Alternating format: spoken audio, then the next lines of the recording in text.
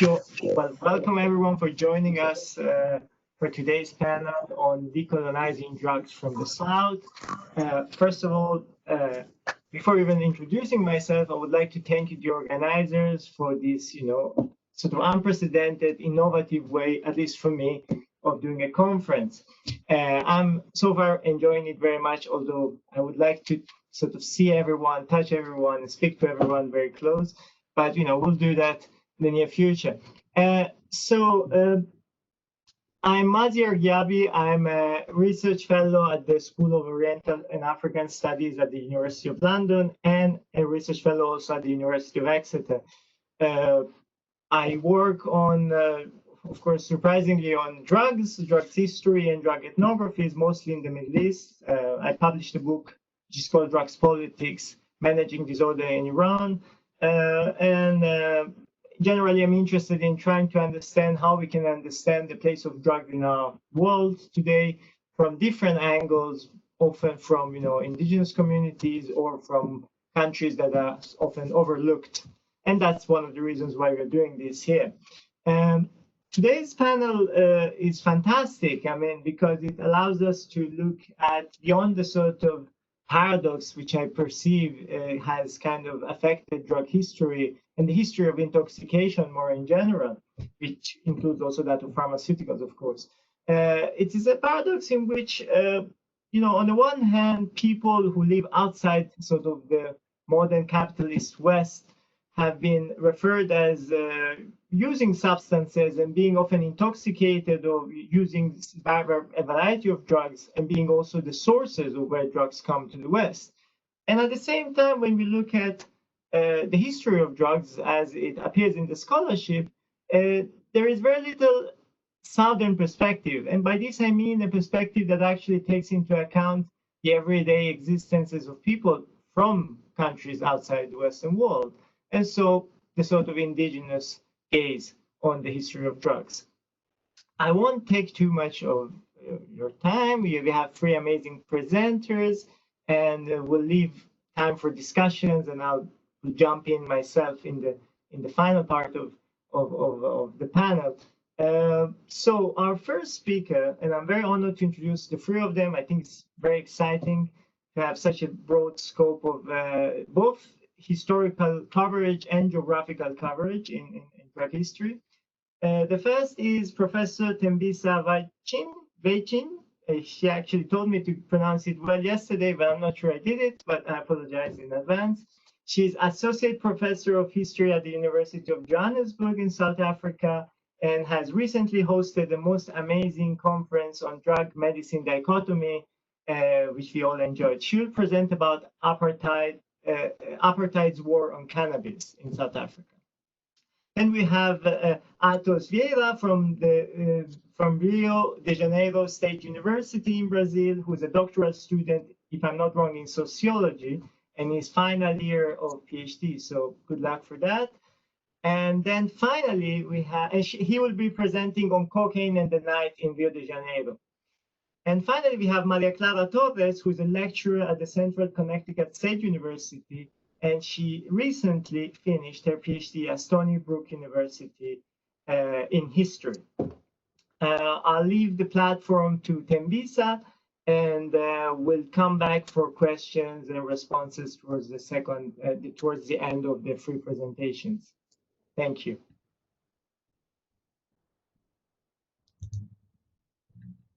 Okay.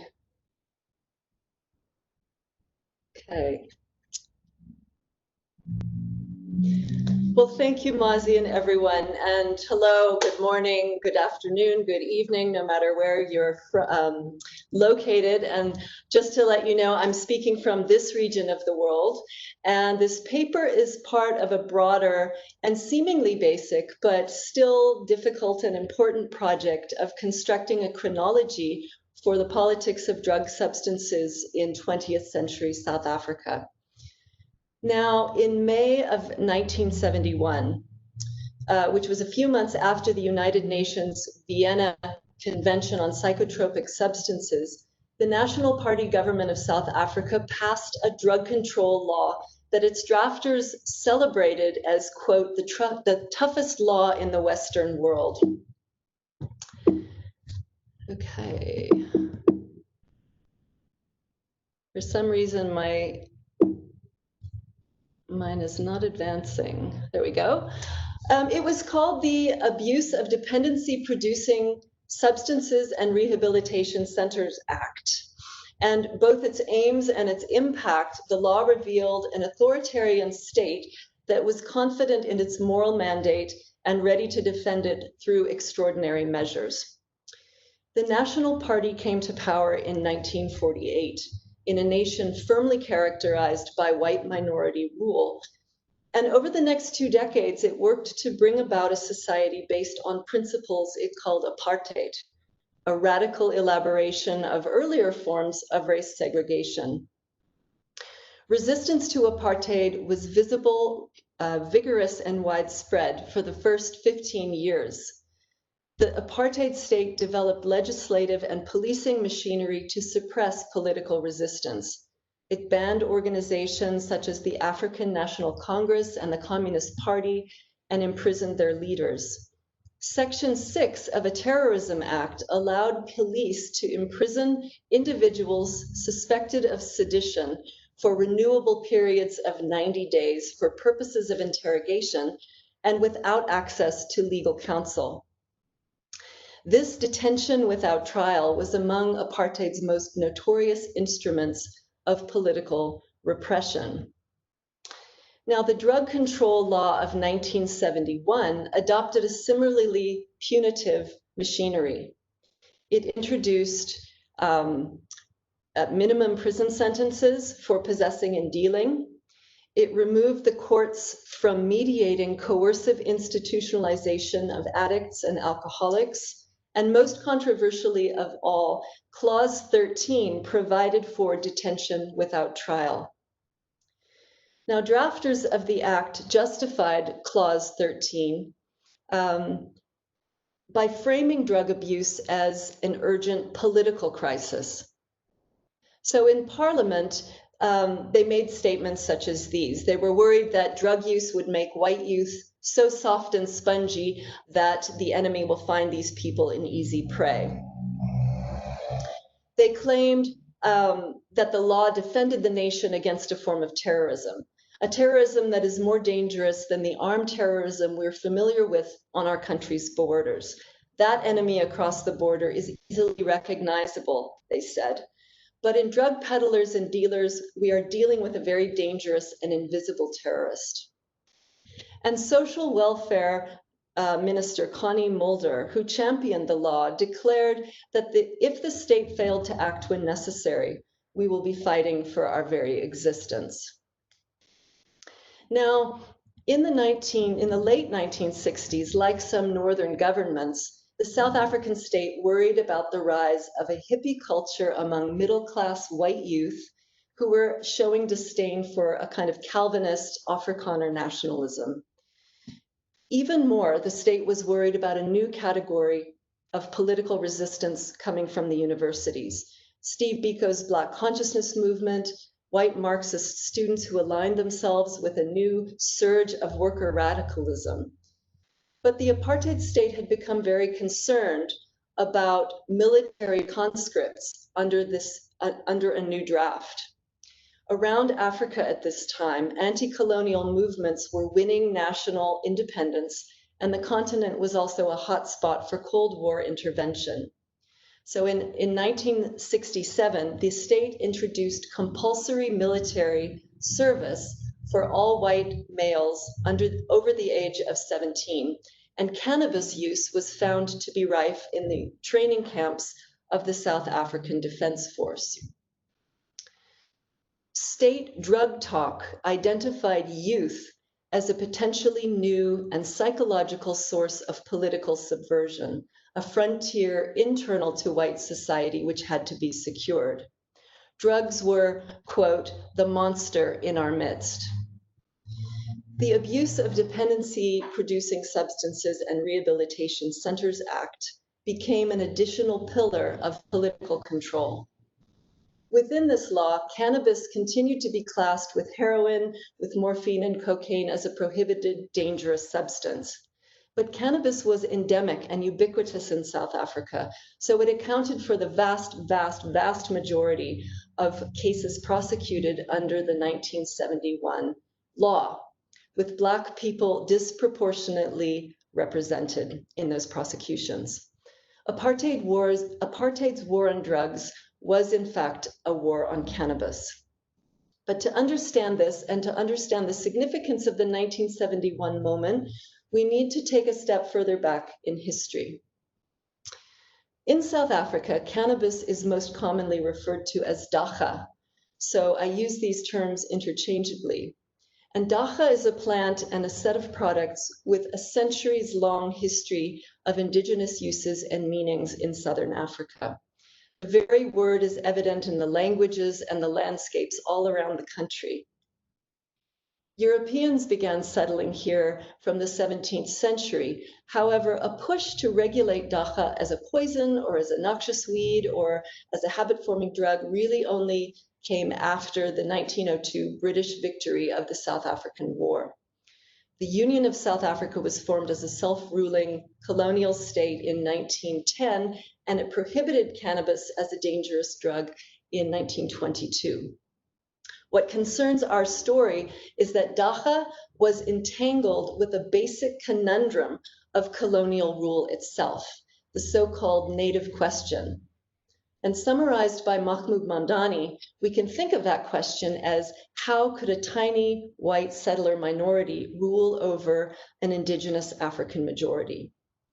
So in many parts of the country, the answer to this was indirect rule. This meant negotiations and shoring up of the traditional authority of accommodating African leaders, of a king, of chiefs, of headmen who governed indigenous subjects through customary law and who now also collected taxes, recruited labor for the gold mining industry, and so on. There were geographical territories where traditional authority was maintained through a 1913 Natives Land Act, which formalized so-called tribal spaces. At the same time, many African men and women lived in or traveled to towns and cities under contracts of wage work. And the relevant point here is that despite prohibition, dagga smoking was long tolerated by the state as an indigenous customary practice within these areas defined as tribal. Policing was focused rather in the cities and in the towns with routine law enforcement practices that criminalized Black mobility in order to stabilize racial segregation. So cannabis, in other words, had an ontological status within colonial criminology that was dualistic. On the one hand, as an indigenous custom, dagga was integrated into ideologies of race, with race serving as a theory of history. So cannabis traditions were tolerated in places imagined to be outside of historical time, rooted through ethnographic essentialism to native uses and users. On the other hand, against actual realities of historical change, cannabis was meanwhile being transformed by African entrepreneurs who made use of these segregated spaces for the mass production of cannabis in order to supply a growing urban market. And so as it became a commodity in demand by consumers of all colors, dagga became a criminal substance. Now, in 1953, in a United Nations report on Indian hemp covering 6 years from 1946 to 1951, South Africa distinguished itself globally for quantities of cannabis seized annually. And the report showed that South Africa accounted between 50% and 76% of the world's total reported cannabis seizures. Now, of course, there are huge problems and obvious problems with this data, but even taking those into account, the report confirmed 3 realities about South Africa. First, its internal dagga economy was comparatively vast.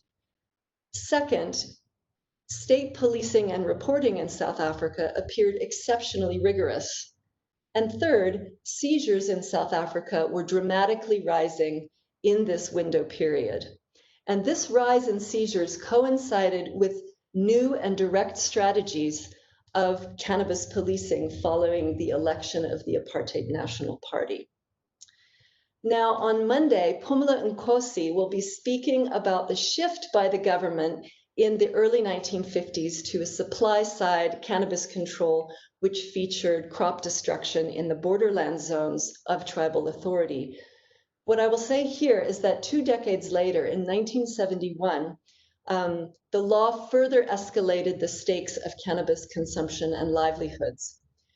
Yet despite the law's success in ramping up punishments and expanding the numbers of people punished, the dacha trade continued to be resilient, and the state's effort to brand dacha as a dangerous drug failed to achieve hegemony, especially in the rural areas. African traditional leaders in the 1970s were in a very ambiguous position in relation to cannabis and the new law. Many were certainly beneficiaries of the cannabis trade in their area, and some hinted that dacha smoking remained their own cherished custom.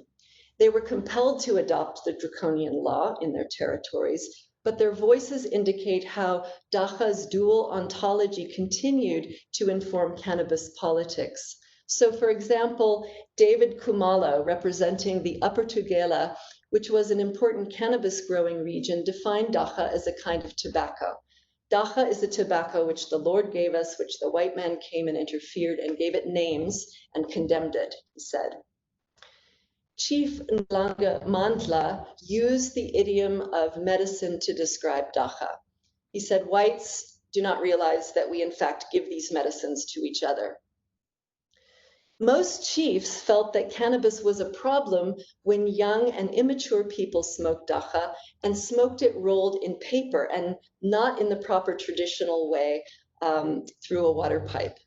So, for example, dacha used to be smoked even by warriors before going into battle, but this was an order because it was smoked by people who were respectful, people who took orders from their chief, not by people, young people he was worried about especially, who stand in the road and block the way of our motor vehicles. And finally, referring to the violence of the state against people growing dacha and also people protesting apartheid, traditional leaders agreed that dacha control seemed to be a state priority, and it seemed to matter more than Black lives. So as a form of drug control, the 1971 law represented a very damaging but losing battle. And the law served rather as a political show of force, and it was integrated into aspects of political control. And in particular, Clause 13 gave leverage to political policing, since people detained on a simple cannabis charge could be offered either a long minimum prison term or the alternative of assisting the apartheid state in its surveillance, for example, on university campuses. So what my paper shows is that the resilience of indigenous cannabis practices, as well as the massification of consumer demand in the 20th century, is a critical feature of this story. Cannabis was a target of colonial power, but it was also an index of its limitations. And this actually matters because calls to decolonize cannabis in post-apartheid democratic South Africa are coming also from new economic elites and political elites who are poised to profit off of the likely decriminalization of dacha happening here. So consequently, realities of big capital linking into new nationalist and traditionalist discourses threaten to leave behind thousands of cannabis cultivators who, for many decades, have made risky livelihoods in impoverished conditions. So historicizing cannabis here helps to make visible a range of injustices that have yet to be addressed in South Africa today. Thank you.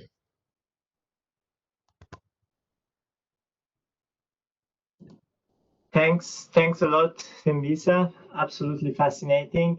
I think it's best for us to have questions all together at the end so that we can also have sort of cross-cutting questions, if you all agree.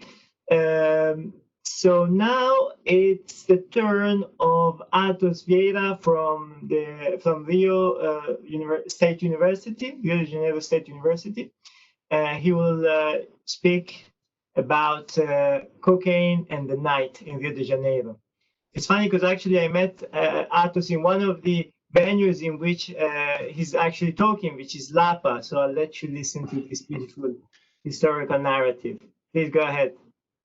Okay, thank you, Maziyar. Thank you, everyone. Yeah.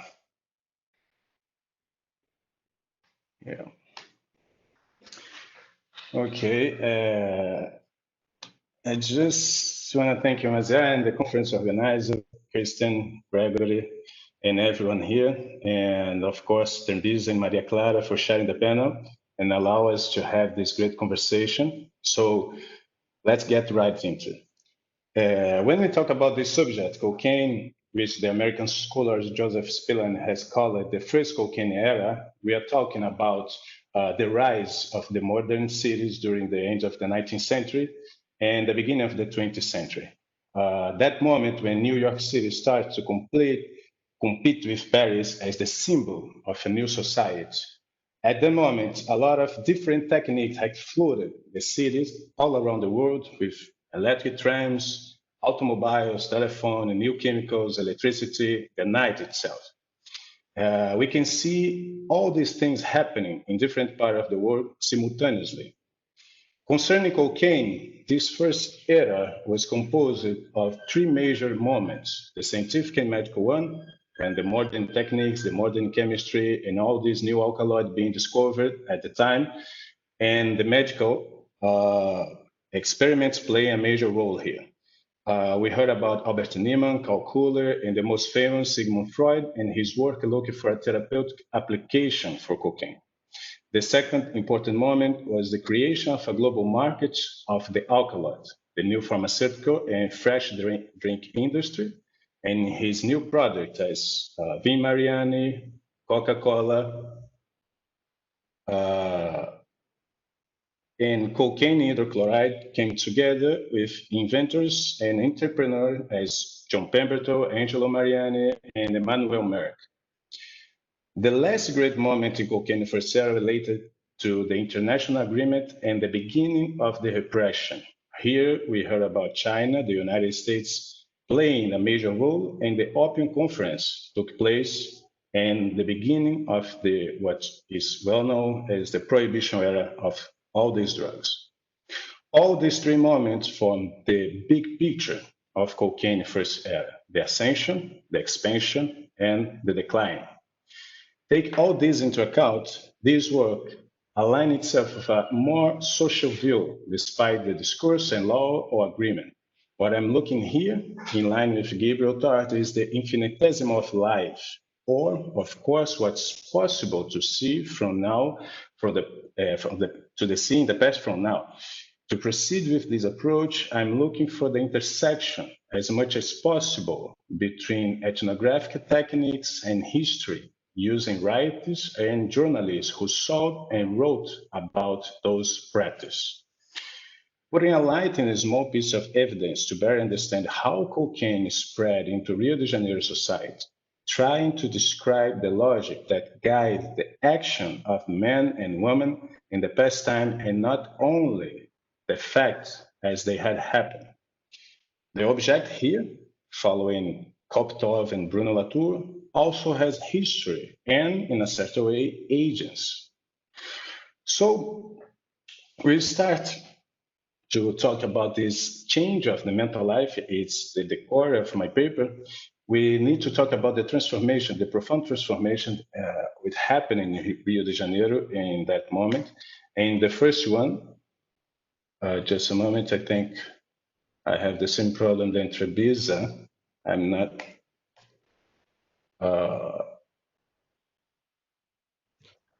You know what I did? I clicked on the very bottom. Okay. Thank you, Teresa. Okay, so the great transformation, the first great transformation in that moment was the end of slavery. As we well know, Rio de Janeiro was during the 19th century, the biggest city, the biggest slavery city in the world. So we have a lot of, half of this population owned by the other half. You know?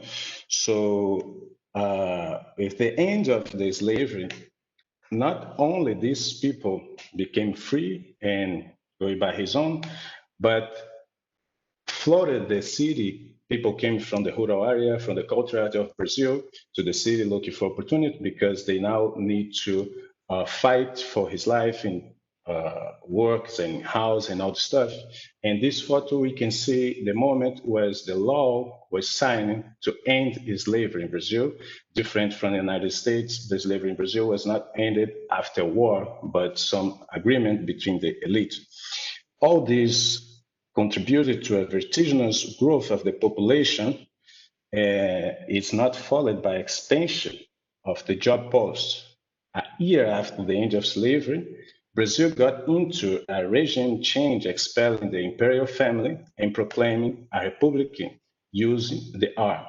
That was the first military coup in Brazil, as we know it today. The new regime, facing a new economy without slaves and demanding money circulation, had tried what was called encilhamento, or harnessing. The plan was to inject money into society, allowing private banks to print money. The result was the explosion of speculation and a profound economic and moral crisis.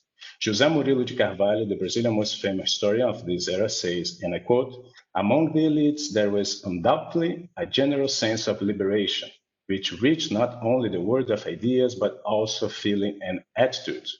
There are no studies on this point, but it would not be an exaggeration to say that the departure of the austere and patriarchal figure of the old emperor, who left a strong mark on the entire political elite and even in a broader sector of the population, means the emancipation of those who would be symbolically his children.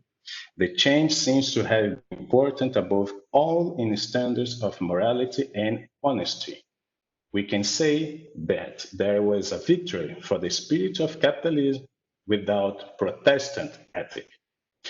In the first decade of the 20th century, Rio had faced a major urban reform that changed the structure and social organization of the downtown with the aim to clean the city from poverty and eradicate regular illness, which reached the city every summer and killed a large number of people. New avenues were opening, ancient houses came down, and a new aesthetical and urban practice came to light. From that moment and on, the poor people, to be part of this modern region, had to attend new parameters of behavior and clothing. The importance of this reform could be better understood in the word of a United States agent who visited Rio in the 1920s. And I quote here too. "Witness what he, the Brazilian people, has done with his capital, Rio de Janeiro, which 15 years ago was one of the best spots of the world. Today, it has not only her beauty, but it is one of the cleanest of cities as well. Many an American municipality could take at the heart the lessons of energy and foresight that this amazing cleanup offers."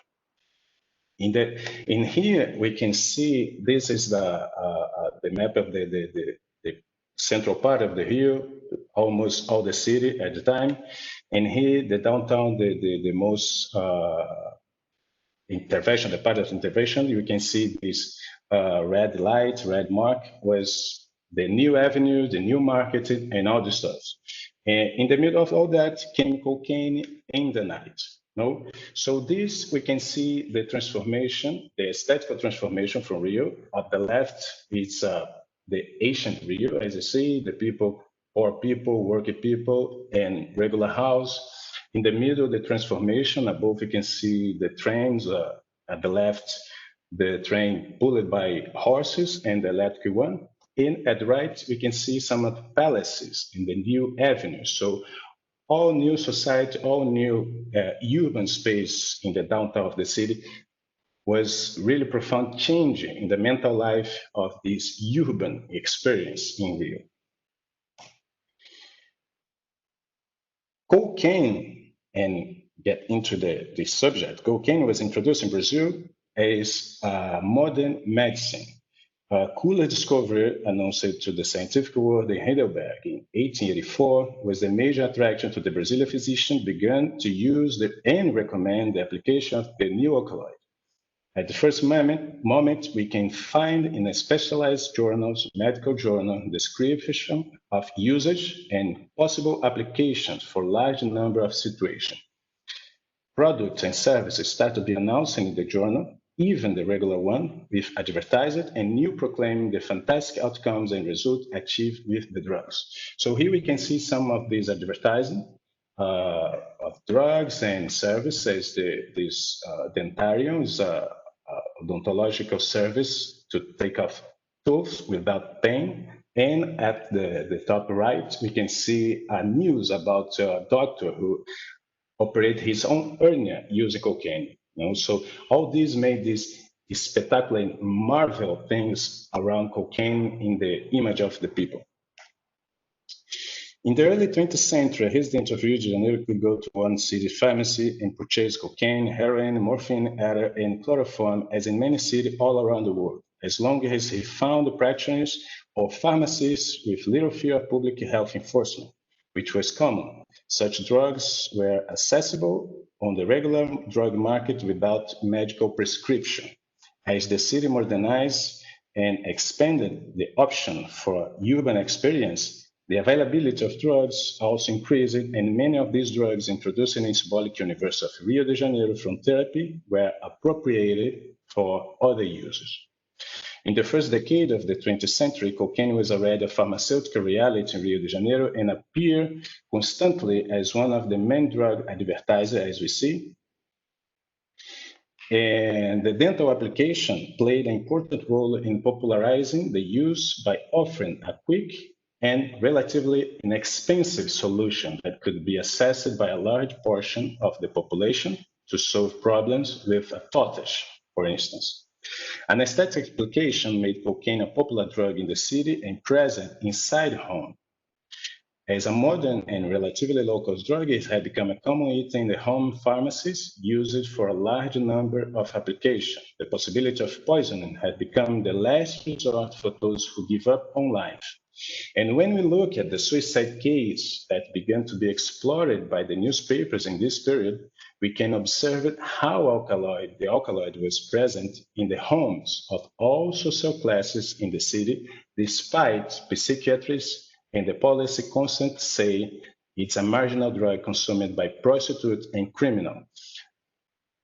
All these cases help us realize the insertion of cocaine in urban habits and the symbolic transformation of the alkaloid in the city imagination, from a medical tool for the solution of pain in general, through the suicidal tool, until it becomes an instrument of attraction and sexual fulfillment, a tool for erotic pleasure.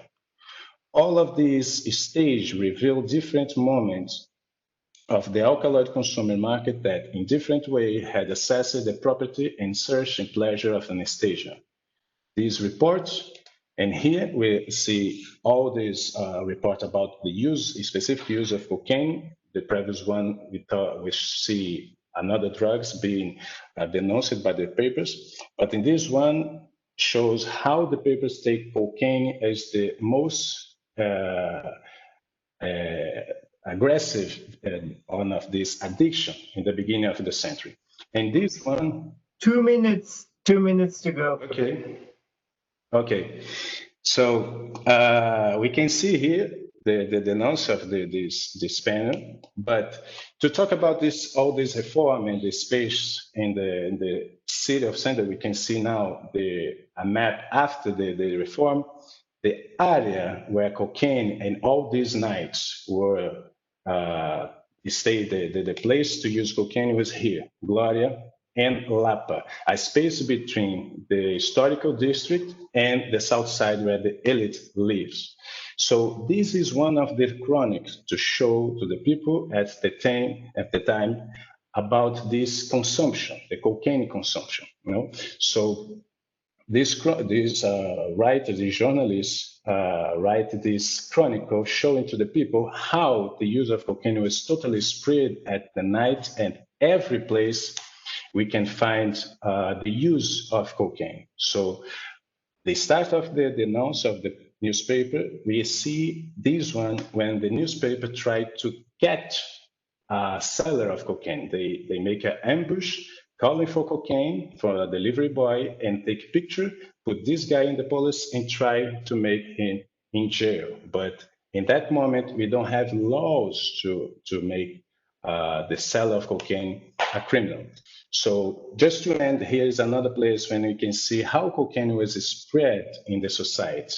Pharmaceutical guys saying to interested person, to not open a drugstore, just a warehouse to sell drugs, and in 30 days you get rich. And in this one, we see 16 years after that, a guy say, without work politician selling cocaine for a woman just in a moment to be catch by the police. All this stuff is, all this sign show us how cocaine entering the Rio de Janeiro society change the symbolic use, the symbolic spectrum of the alkaloid in the people, and ended in this era as a forbidden and dangerous drugs. That's it. Thank you.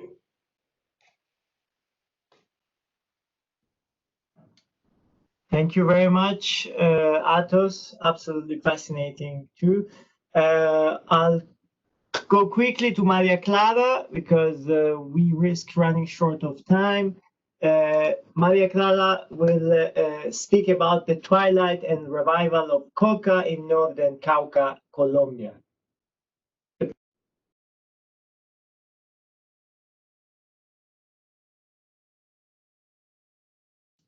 The microphone is not working, Maria Clara. You have to unmute.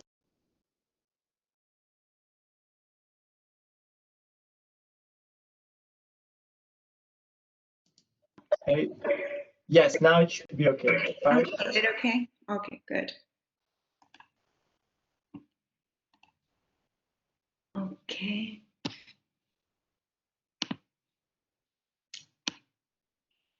Well, good morning, everyone. Can you hear me? I guess. Okay. Yes, we can hear you. Yeah, Okay, thank you.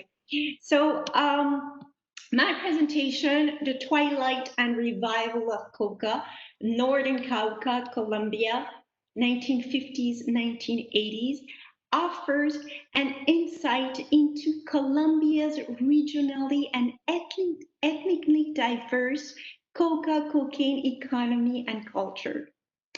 Although the coca plant has been grown since pre-Hispanic times by some indigenous groups, the massive spread of coca fields linked to cocaine production is a dramatically recent phenomenon in this country. Since the late 1970s, peasants of different ethnic backgrounds, indigenous people, mestizos, and Afro-Colombians have increasingly become involved in the production of illicit coca for the global drug trade. So the Department of Cauca is one of Colombia's territories with more significant indigenous ascendancy. Today, approximately 14% of Cauca's population is indigenous. This is a significant proportion if compared with the rest of the country, where only 3% of the population self-identifies as native. This presentation focuses on Nasa people who live on the temperate slopes of northern Cauca. So, right here, okay. My presentation explores the ways in which a mid-century indigenous peasantry which was in the 1950s divided along party lines, and we're also facing a dramatic decrease in traditional coca consumption, mostly due to acute racism. How this mid-century indigenous peasantry actually transitioned at the end of the century into a network of cohesive communities engaged in coca cultivation for the global cocaine market. In the process, that means the period roughly comprised between the 1950s and the 1980s, a combative indigenous peasantry waged fierce battles for the defense of communal lands and the reassertion of ethnic identity. These historical developments shaped a specific regional coca economy and culture. Beginning in the early 1980s, the use of native coca, the traditional use of native coca, took on different uses and meanings as the plant became increasingly linked to its capacity to produce cocaine and, of course, to provide cash for indigenous families. However, I contend that the involvement of traditional coca users in cocaine production did not shatter indigenous people's agency, much less eroded their moral economy or derailed the regional economy.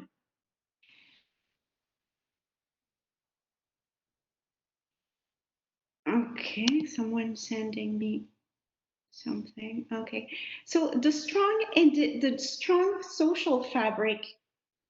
No. So the strong social fabric that resulted, the strong social fabric that resulted from the struggles of the 1950s and 1980s, from this period, allowed these indigenous communities to contain the most disruptive effects of the drug boom and to use it. And this social fabric, this cohesive community, this allowed them to use the drug boom to their advantage. So why is this regional case relevant? Because it starts in sharp contrast to the better known path undertaken by mestizo settlers of Colombia's Amazonia. So in the map, right, can you see my cursor, I guess? So here you have Cauca, and this whole part from here, this is Colombia's coca frontiers. This is Colombia's Amazonia region. So the case of Cauca stands in sharp contrast to the rest of the coca frontier, which is better known, okay? So there in those coca frontier in Colombia's Amazonia, there are illicit coca fields and cocaine laboratories spread like wildfire. They bred illicit coca, bred intense violence and social disintegration, and still thrive despite massive investments in anti-narcotic campaigns.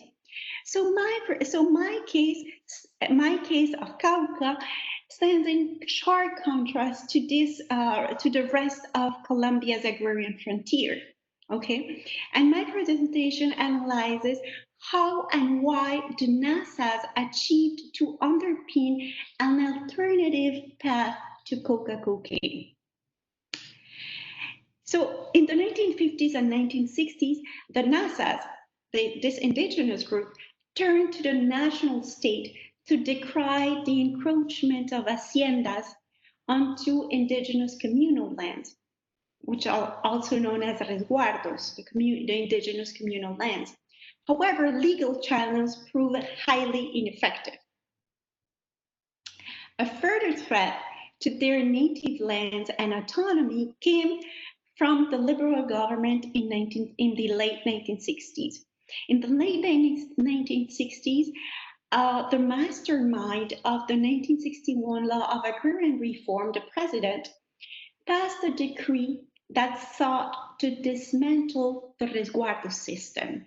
That means to carve up the communal lands and divide them into small family parcels. That was the agrarian reform project. So Colombian modernizers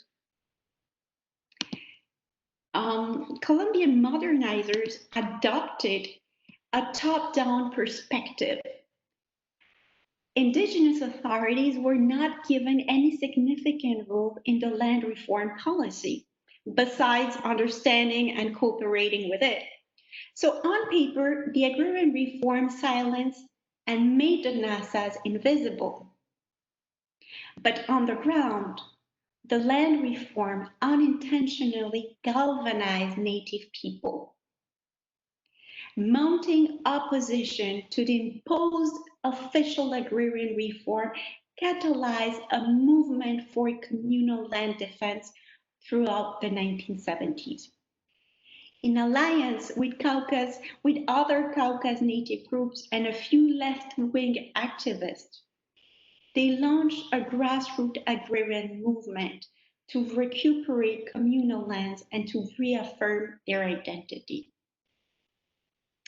So this is what you see on my slide is the platform that they used in 1974, that the clique used in 1974. So here, by the late 1970s, official repression radicalized the indigenous activists. The NASAs eventually resorted to the use of violence and founded their own guerrilla organization in the late 1970s called the Manuel Quintín Lame Guerrilla.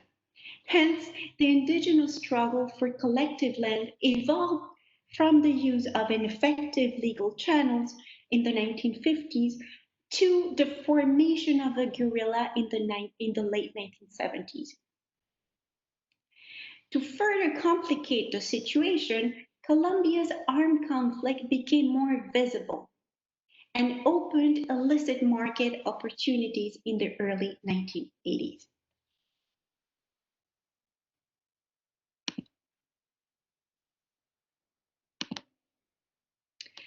So in the early 1980s, when illicit coca began to sprout, the NASAs had already challenged and upended the local order. Okay? And this is very important. The communities were active and galvanized by their success. They had undertaken and were still actually undertaking an agrarian reform on their own terms, in their own ways, and in spite of regional and national elites.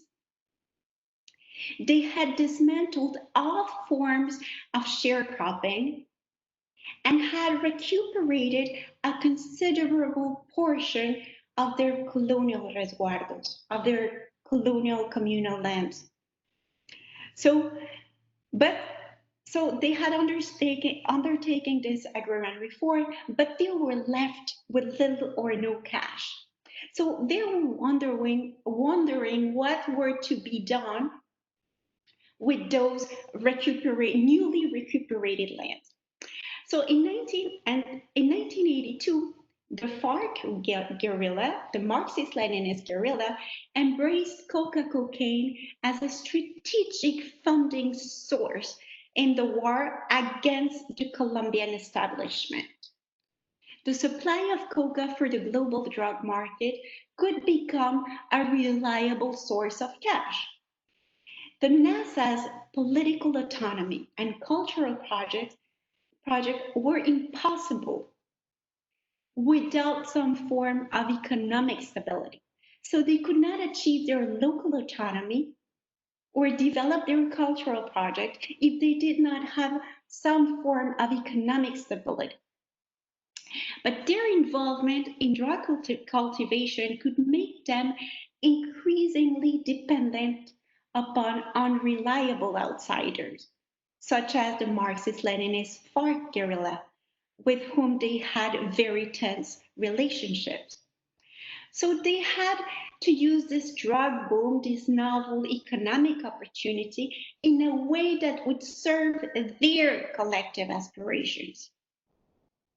and therefore they had to compromise.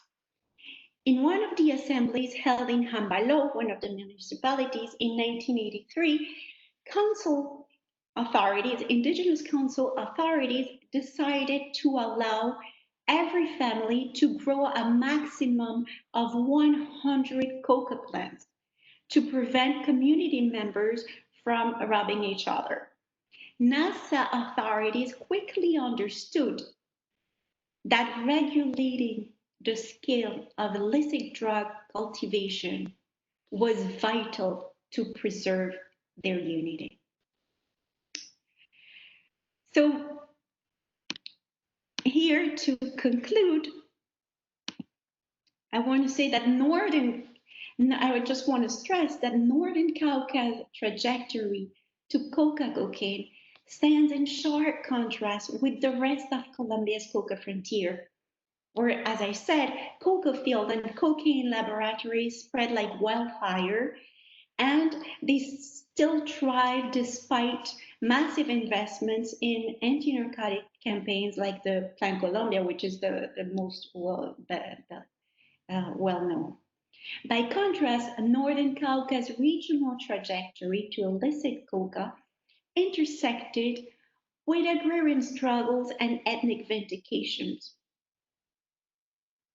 It is a history of struggle for the recuperation of communal landholding, the abolition of all forms of coerced labor, increasing grassroots organization and autonomy.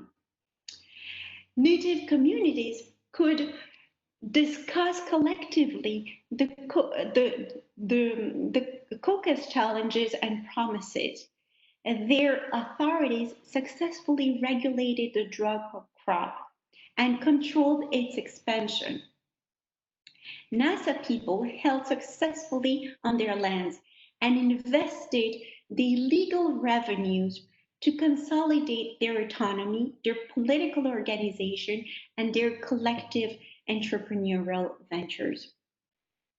In sum, this regional case challenges drug war ideologies by showing that an increasingly cohesive community could self-regulate cocaine production and use the proceeds to strengthen their larger ethno-development project.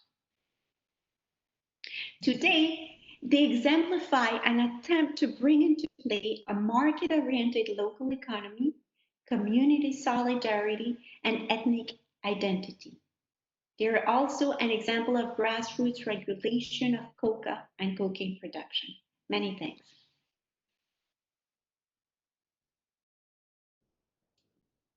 Thank you. Thank you very much, Maria Clara, for a great concluding presentation. If the system allows us, it would be nice for the presenters to turn on the speaker, their video, sorry, so that, kind of we have a feeling of a panel at least, if the organizers kind of agree with this. So thank you, all of you, for what I think it's actually a very interesting global perspective from the South on the history of drugs, many interconnections. I won't take too much of the time from actually the audience, but the sort of prerogative of the chair, I'll use it. So my question firstly would be for Tembisa specifically. You mentioned the dual ontology of cannabis during the apartheid period and the apartheid war on drugs. So is this, I found it in a way, I also work on a similar thing. There are two overlapping sort of lines of evolution in a way, especially in the example that you reported. One is the reclaiming of rituals of cannabis among the people of South Africa, the African people of South Africa, that community, by saying that cannabis consumption is sort of acceptable only if we look at the sort of generational hierarchy, so at the elderly community. And on the other hand, the elderly community, sort of the wise people of the community, would claim that cannabis consumption among the youth would prevent motor vehicles, which are the emblematic symbol of Western white modernity, I guess, in South Africa during that period, we would prevent that, from moving. I mean, is this something only that I'm perceiving from someone who's not familiar with the history of South Africa, or is there something else that we can see in this dual ontology?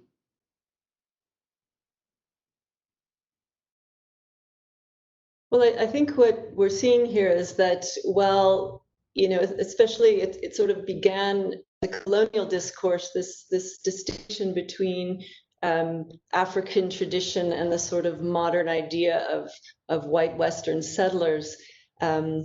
And that divide was never stable. And so I think that's my point, is that, well, even today, the discourses around cannabis as a kind of traditional substance, want to reclaim that history in a more sort of celebratory way. There are these contradictions that come in, and they do have a generational feature as well.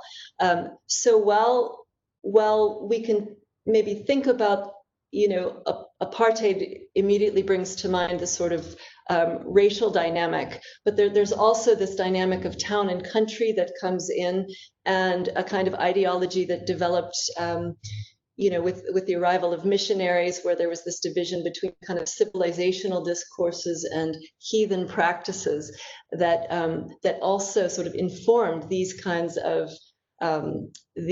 distinctions. And I think what we're seeing is that those distinctions or those ideologies live on in quite unexpected ways, sort of contradictory ways. I don't know if that answers your question, Mazi, but that's what I would have to say. I don't think there was, a clear answer. It's just sort of maybe, a thought. But no, thank you so much. I'll actually read the questions from the audience, and so the first one is from Lucas for Atos. Lucas says, I love the focus on the social life of cocaine. Can you say a bit more about the medical life and the tension between the two? I think that the tension was something about as happening all around the world, the discovery of the poisoning and all the problem of the users of cocaine bring together, because in the beginning, nobody knows exactly what was the problem with cocaine use. So the physicians, the doctors in Brazil was really excited to use cocaine, because bring an intervention to surgeon never faced it before. The possibility to stop the pain and make some hard surgeon, like in, I don't know, the eyes, in the throat, all the stuff. But if the time the problems start to rise up, and the medical group, the medical discourse start to slow down to say and to announce cocaine as a great drug to use for all this stuff. Because in the first decade, we can see in the medical journals in Brazil, application of cocaine for everything, every problem, ear problem, eye problem, everything that the doctor say, use cocaine, put a little bit of cocaine because cocaine is amazing, all this stuff. And there is a decade, I believe, the first decade, when the doctors, the medical strata stopped to talk about cocaine.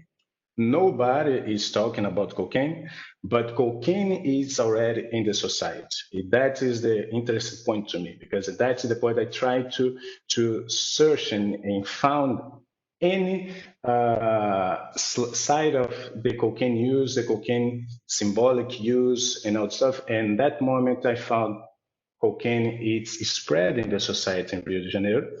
And the problem, or the pursuing the prohibition, began when one journal rise up the problem of cocaine and became a public problem. And that's happened in the 1912. After that, start a public discussion about cocaine. And 9 years after that, in 1921, Brazil signed the first law transform cocaine markets in a felony. Also because before that, it's just a fine, just sanitary regulation, all stuff. But after that, after all this discussion, cocaine became a major problem.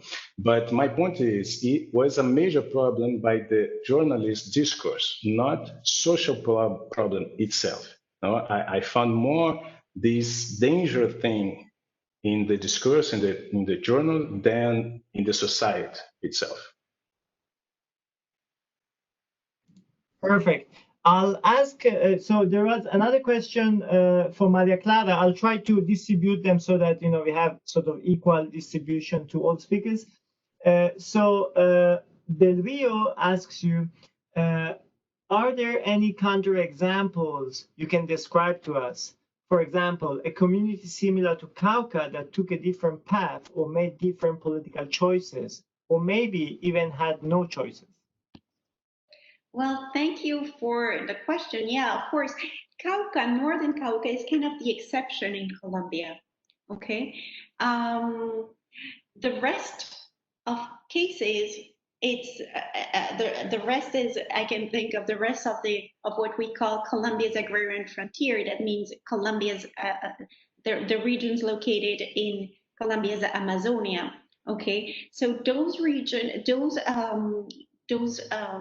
region had a complete different historical path to cocaine. And as I mentioned, a lot more violent and with more repression from the state. But here in Cauca, what I want to stress is that they were actually able to control coca production up until today. Coca production, okay? And coca has been kept in check. It doesn't, and they have participated in the drug trade, in the drug market, but they have done it to their advantage, okay? They have made sure that their involvement is in their advantage. So of course, this is the rest of Colombia's agrarian frontier is better well known. It's a history of where coca is produced by mestizo settlers, okay, who some of them did not, who were displaced from their land and had to venture time and time again into the forest, okay? By contrast, the Nassas held on to their land. See, those are like very different histories of how and trajectories to cocaine. Yeah. Perfect. Thank you, Maria Clara. So to go back to a question for Tembisa from Julie Parl, can you speak a little about US RSA exchanges of knowledge and practices on the war on cannabis/drugs in the 60s and 70s, please?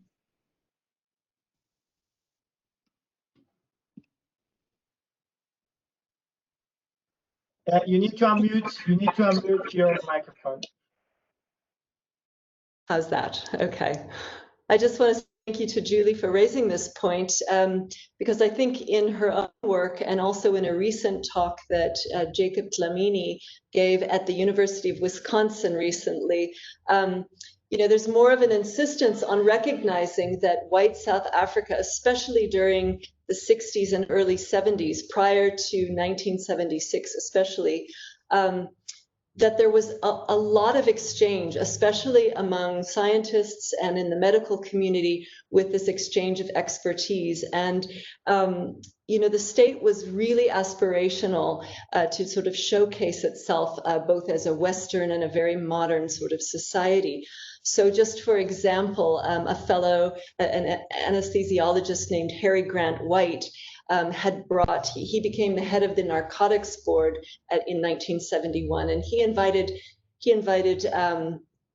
people from Colorado and Mississippi and Oxford and Johns Hopkins, people who he considered to be experts on this thing called drugs and the dangers of drugs.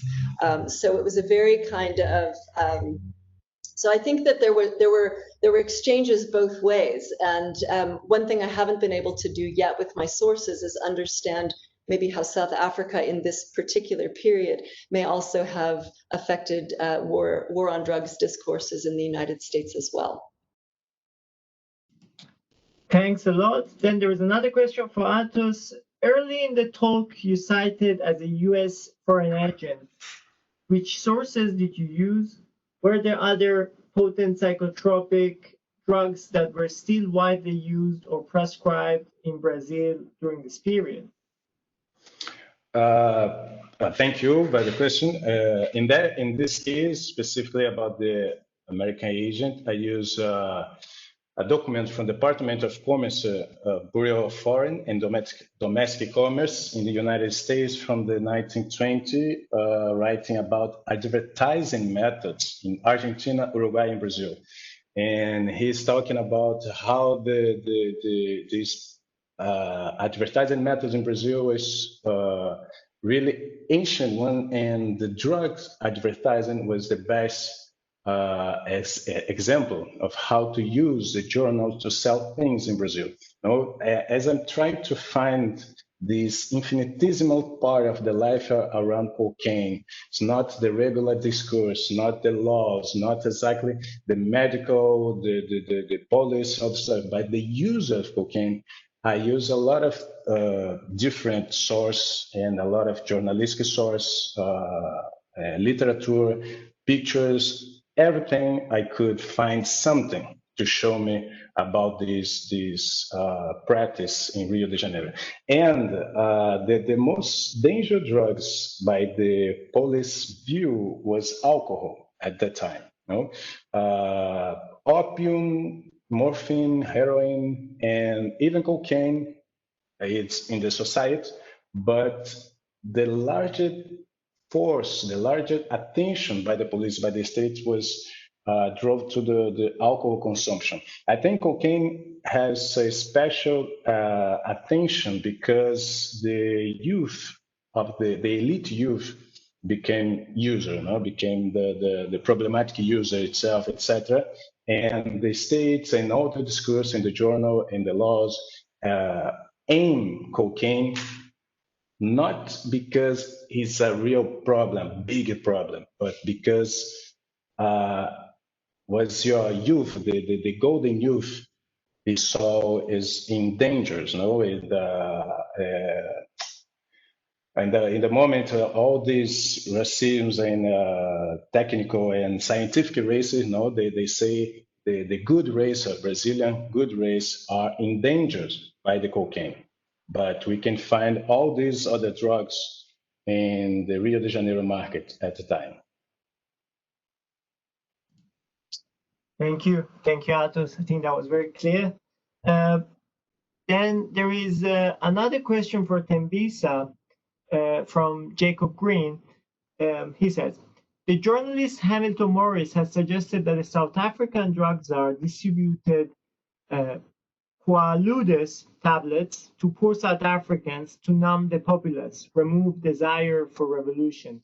Was there any talk about cannabis in this regard as removing desire to revolt among Black South Africans who would be interested in sitting around smoking daca rather than rising up? How does this relate to the colonial discourse you were discussing? Thank you for the question. Yes, I've heard that rumor about the distribution of mandrax for that purpose, but I can't speak to the veracity of that. Cannabis was quite different. Even in the 1920s and into the period that I was focused on, cannabis was always associated with violent behavior. So it was being suppressed in part in the 20s because there were discourses about indigenous populations using this this drug in the urban context and then rising up. So in the 1970s, this kind of discourse was appropriated, and there were discussions about how the Mau Mau rebellion in Kenya had been sort of fueled by cannabis. And you'll notice also that even the traditional authorities spoke of cannabis as something that you take before battle. Obviously, taking it before battle to kind of quell your sense of fear is one thing, but the apartheid state was interpreting that as a kind of more of a causal effect. So I think that I haven't found in the archive any discussions about cannabis as a kind of drug that would suppress revolution. Okay, thanks. There is just a second. There is another question by Isabel Weber. I think it's slightly off topic with what you presented, Atos, but this person says, Isabel says, can you talk a little bit about the history of heroin in Brazil and why its usage is at such a low rate nowadays? If it's not within the field of your expertise, we can go on with something else. Okay, no, just the heroin was not really used in Brazil. Was restrained in the medical use in the medical world, but was not a problem at all. I don't remember finding any campaign, any discourse specifically about heroin, but morphine, in the other hand, was a problem. We have some regular users in the beginning of the last century, and was identified as a problem by the police. Today, I don't know why heroin don't come to Brazil. I really don't know. The people, I don't know, the people in Brazil don't use. The real problem to use drugs in Brazil is drug use in Brazil is it's about crack. The famous cracolândias in Brazil. You have this big city in São Paulo, Rio de Janeiro, even in Salvador, a lot of people using crack. It's a really a human problem, a social problem. But heroin never came to Brazil. Thank you, Atos. I think, yeah, I agree with that. There is a question on which I think I should also comment, perhaps. Even the question is, I have from Taylor Dysart. I have a very open-ended question for all the panelists or whoever would like to address it. Thinking of the title of this panel, what does it mean to do a decolonial history of drugs, especially from or about the global South? How are its methods or themes different from previous scholarship on the history of drugs? Well, whoever wants to comment on that, but maybe I spend a couple of words, given that I gave the title to the panel, so I take the responsibility for it. But briefly, I mean, it's a decolonization here. Perhaps it's slightly different from what people are familiar with decolonial theory or post-colonial theory. Here is the idea that we are looking at the question of drugs as substances that are embedded in the social life, in the everyday existences of people in a part of the world that has been going through colonization, not colonization stricto sensu, but also colonization in a scholarly sense, in the sense that the scholarship has colonized the narratives that have come out from these regions. So in a way, it's by adopting a perspective that is not that of mostly, sort of Western texts on this part of the world, but from, sort of local texts by sort of often subaltern groups or groups that whose voice is not particularly prominent in the narratives of drug history so far. But also by integrating different approaches. And I think this panel actually shows some of this, the powerful effect of integrating different approaches in the study of history in this case, from sociology to looking at maps and different environmental issues. I mean, these are very, I think, potent means to recalibrate our historical gaze on this. I leave that to the rest of the panelists if they want to comment on that.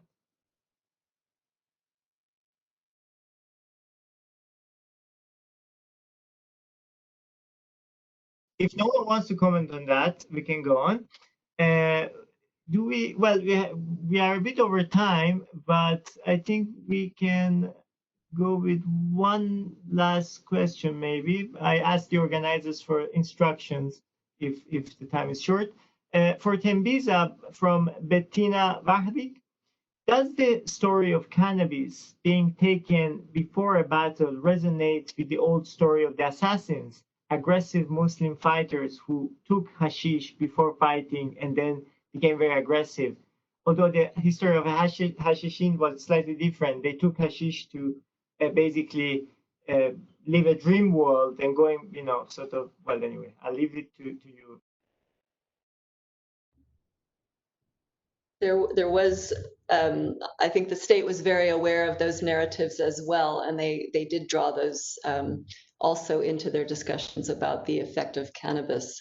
So I think it was among those reasons why they saw it as a dangerous drug. Yeah, I'll leave it at that. Thank you, Tembiza. I'll share a comment from Pedro Carlesi. Yesterday, some colleague adverted us to do not essentialize what is a drug or a plant. This panel looks interesting to address this question. When a material culture is under different social networks, from legal to illegal use, for example, the material changes itself in the meanings, but more than them.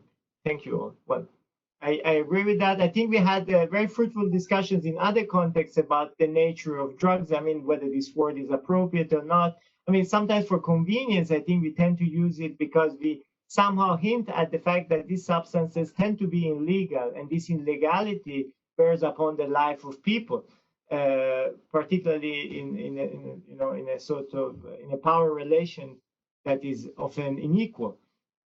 I think on that note, I would probably need to conclude, unless Maria Clara, you want to say something? Your microphone is off. Well, I just wanted to say that on your question about I just wanted to say that I kind of, you can wonder, why do indigenous people who have traditionally used coca, as part of their culture, why do they become involved in the cocaine market, in cocaine production? And what I see is, even if they do, even if they become involved in cocaine, that actually helps them to recuperate the traditional uses of coca. So in the 1990s, 2000, we see an effort to do both. I mean, to use it as a cash crop, of course, but also to slowly recuperate the meanings that had been lost of coca. But those meanings were not lost due to the drug war.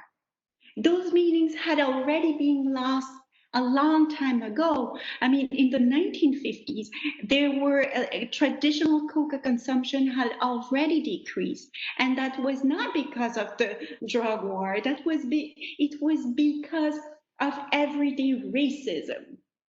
Okay, so even their involvement in the cocaine production actually also help them to recuperate the traditional uses of coca.